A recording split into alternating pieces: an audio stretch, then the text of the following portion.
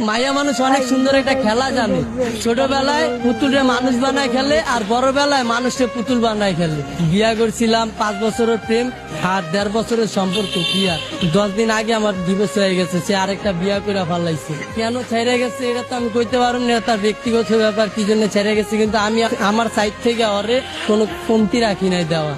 একটা মেয়েকে যতটুকু ভালোবাসার প্রয়োজন আমি ততটুকুই ভালোবাসছিলাম। মেয়েরা টাকার পাগল, তার জন্য আমার ফ্যামিলি ছাড়ছি, সে আমারে ছেড়ে চলে গেছে।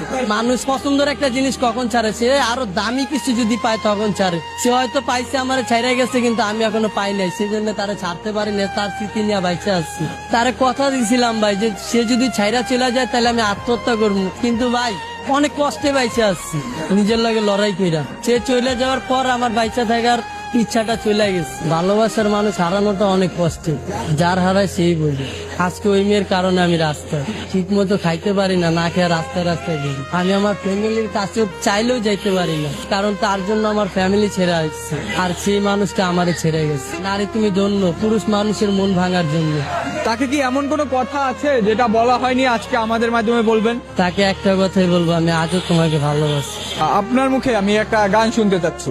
ওপরে ওপরে মিঠা, ভেতরে সর্বতিতা, ওপরে ওপরে মিঠা।